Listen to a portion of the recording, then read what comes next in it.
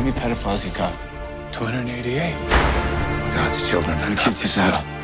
Olá, seguidores do Meio Amargo. Hoje é dia de falar sobre O Som da Liberdade, um drama cristão que denuncia redes de sequestro de crianças em países da América Latina. Primeiro uma pergunta, já segue o canal do Meio Amargo, clica aqui em cima, ativa as notificações, curta, compartilha para esse trabalho continuar a crescer. Obrigado. Esse é um dos raros casos em que fica muito difícil falar sobre o filme em si, até porque o barulho ao redor dele e todas as circunstâncias extra-filme acabam se tornando muito mais chamativas do que a própria história. O filme norte-americano é uma dessas obras que tiveram seus números inflados artificialmente pelos próprios produtores. A Angel, que é uma produtora recente, criada especificamente para financiar e produzir esse tipo de projeto, ela está distribuindo ingressos gratuitamente que supostamente foram comprados por outros espectadores, mas ninguém fiscaliza de fato em que medida esses ingressos estão sendo doados por outros espectadores caridosos ou pelos produtores do Som da Liberdade que teriam adquirido ingressos do próprio filme só para que ele se torne um fenômeno de bilheterias. Eu lembro que isso não é uma atividade legal nem nos Estados Unidos nem no Brasil. A gente tem o histórico do Nada a Perder, a biografia do Bispo Edir Macedo, que fez a mesma coisa, assumidamente,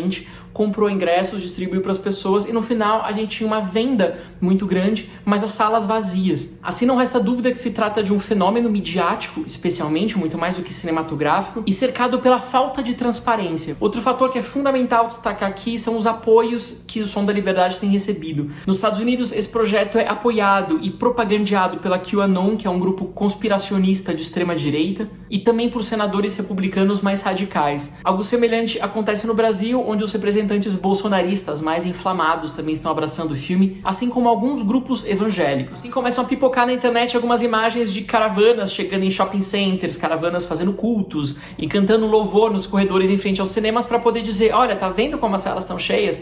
Mas não é porque você tem um cinema que um dia levou uma caravana que todos os outros também estejam cheios. Começa assim uma disputa de narrativas, um lado querendo dizer que esse filme de fato é um fenômeno e todo mundo tá vendo e amando, e outro lado falando que ninguém tá assistindo porque ele é uma grande porcaria. A gente pode falar então de um filme que está sendo cooptado pela extrema-direita, que também vive muito de símbolos, mas o filme em si constitui um drama religioso um tanto clássico, conservador, sem dúvida, mas muito menos violento ou propagandístico do que a gente poderia esperar a partir dos nomes que o apoiam. Então primeiro vamos aos fatos. Esse não é um filme grotesco, profundamente mal feito, vergonhoso, como tantas pessoas gostariam que ele fosse para ser mais fácil desqualificá-lo. Ele tem sim uma produção competente, ele tem um cuidado de fotografia, de enquadramentos, e se não fosse toda a balbúrdia criada ao redor dele, ele passaria como um drama de ação, conservador, muito parecido a tantos outros que chegam de maneira mais discreta no circuito comercial. Além disso, ele não é um filme ostensivamente religioso.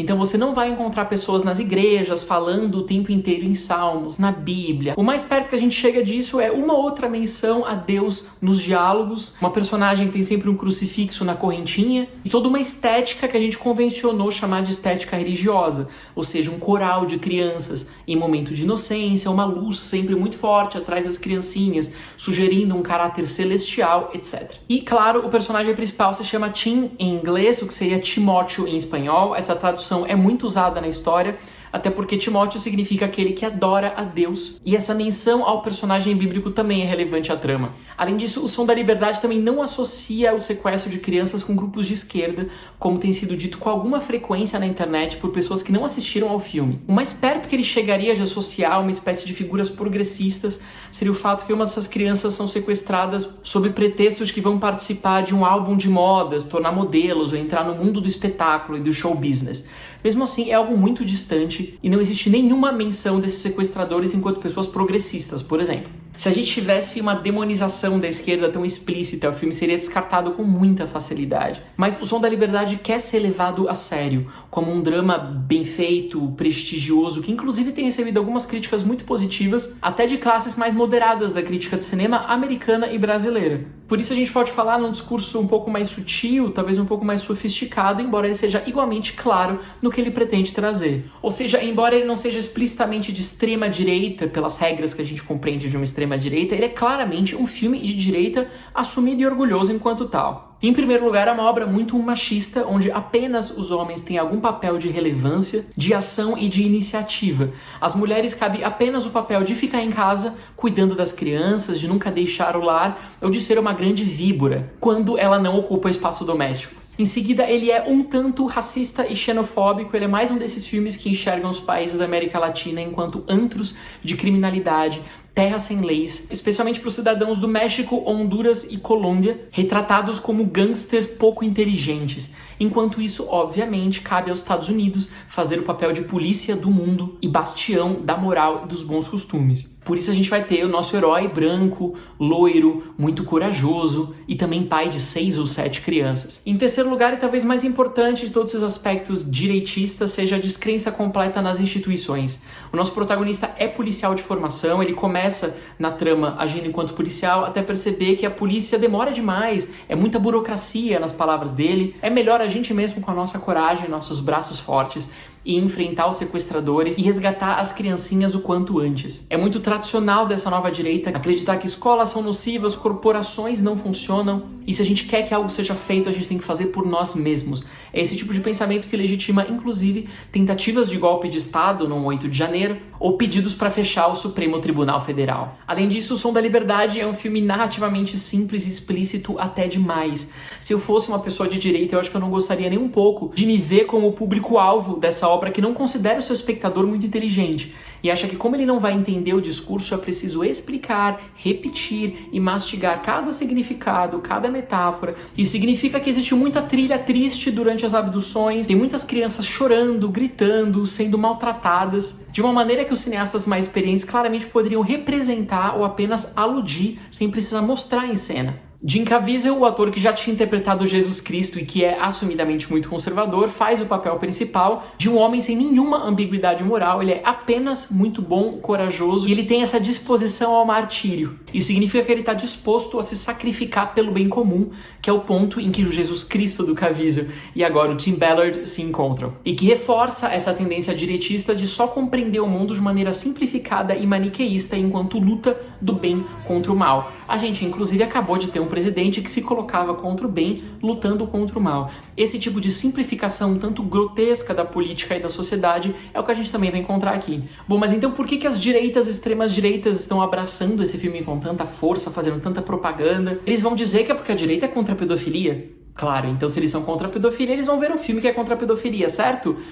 Errado, até porque a gente já tem uma tradição de dramas muito fortes, muito bons, há décadas, que também denunciavam esquemas de pedofilia, de abuso infantil, de tráfico sexual, e eles nunca foram vistos com tanto fervor por essas pessoas. Eles não obtiveram os mesmos números de bilheteria e nem movimentaram as redes sociais de uma maneira semelhante. A gente precisa compreender que esse filme se dirige a uma parcela de pessoas na sociedade que não são todos os religiosos, não são todos os conservadores, que tem uma dificuldade crescente de distinguir o real de uma ficção. Eles acreditam que por assistirem a uma história fictícia sobre o sequestro de crianças, eles estão vendo algo real. Olha, realmente estão sequestrando crianças, precisamos fazer algo a respeito. É certo que o filme parte da história de um homem real, ele se inicia com a frase do baseado em fatos, mas isso hoje em dia não significa quase nada. Até porque muitos filmes de possessão, de exorcismo, muitas fantasias também começam com a menção do baseado em fatos. Qualquer criador pode pegar dados que realmente aconteceram e distorcer, aumentar, condensar, resumir ao seu gosto. Isso está nas regras do cinema. Mas para uma parte desse público, se eu quero que algo seja real, ele se torna real. É uma questão de crença, uma questão de fé e não uma questão de fatos. Por isso que, obviamente, ele vai se conectar tão bem com o público religioso que também raciocina a partir de ferramentas semelhantes. Por isso não adianta pessoas progressistas chegarem e falar, mas esse filme é completamente deturpado, esses fatos já foram refutados, porque essas pessoas não querem ouvir um argumento em contrário e, no fundo, estimam que se elas querem muito que aquilo seja real, aquilo deve ser real. O mesmo vale em regras gerais para a política. Se alguém chega e se apresenta como candidato da família, o candidato da luta contra a corrupção, este candidato tende a ser abraçado pelos neoconservadores, mesmo que a sua vida privada ou suas práticas políticas não tenham nada a ver com o discurso que ele supostamente prega. A gente está falando de laços de afeto, de uma vontade de crença que acaba unindo a fé religiosa e a disposição a acreditar numa ficção cinematográfica. Além disso, e sobretudo, O Som da Liberdade se reveste de uma aura de retidão moral que interessa muito para a extrema-direita se associar. Esse é um filme que denuncia a pedofilia, ele é um filme que fala sobre a necessidade de proteger famílias, defende a coragem dos homens que lutam contra os corruptos. Como não apoiar esse filme? Até por isso as redes sociais começam a ter alguns tipos de deturpação de lógica completamente absurda, do tipo, só não gosta de Som da Liberdade quem é pedófilo. Ou se você não é pedófilo, assista ao Som da Liberdade para provar que não é. Ao defenderem, apoiarem o Som da Liberdade, essas figuras muito emblemáticas da extrema-direita no Brasil acabam dizendo, tá vendo? Somos nós que defendemos as crianças,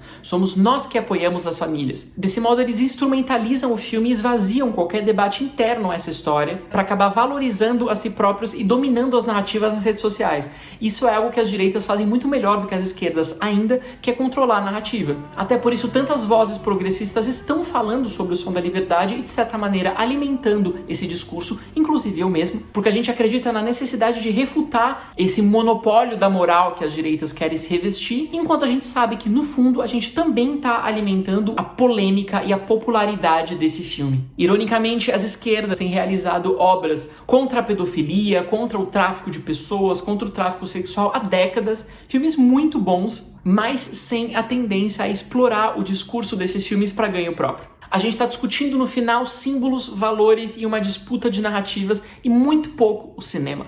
Eu acredito que quase todas as pessoas aqui de todos os espectros políticos vão concordar que a pedofilia é algo muito ruim. A questão é como eu vou apresentar isso, de que maneira, por qual ponto de vista, pelo olhar das crianças, dos policiais, dos pais das crianças, a quem eu vou atribuir as origens do problema, que soluções eu posso oferecer ao conflito. A gente tem que lembrar que todo filme tem um tema, mas ele não é um tema. Eu posso pegar algo muito nobre, como a luta contra a pedofilia ou contra a luta contra o racismo, a luta contra a ditadura militar, pensemos nos filmes de esquerda, e a partir disso fazer obras muito boas ou obras muito ruins. O valor de um filme não está no seu tema, mas na maneira como ele é abordado. Então não é porque você é contra a pedofilia que você tem que adorar o Som da Liberdade. Essa é apenas mais uma simplificação um tanto grosseira e muito comum nesses grupos radicalizados. Se existe algo que o caso Som da Liberdade nos ensina é o poder de influência absurdo que líderes evangélicos, pastores e alguns políticos conservadores exercem sobre uma parcela da sociedade. A partir do momento que eles dizem a essas pessoas, assistam a esse filme porque ele é puro, porque ele é de Deus, votem neste candidato, consumam tal produto, não consumam outro, este grupo mais fiel vai seguir cegamente, vai comprar o ingresso ou não comprar quando ele é dado, mas vai cumprir com esse discurso, multiplicá-lo, reproduzir, retweetar, encher as redes sociais e se tornar uma espécie de eco gratuito. Sejam os robôs das redes sociais ou as pessoas robotizadas, a gente percebe que essas pessoas desprovidas de senso crítico são muito facilmente cooptadas, manipuladas e utilizadas por uma parcela mais perversa da política conservadora. É isso, eu fico por aqui hoje. Me diz se já assistiu ao Som da Liberdade, se vai assistir, se concorda comigo. Coloca aqui nos comentários, siga o canal do Meio Amargo e também confira todos os textos publicados em meioamargo.com. Até a próxima!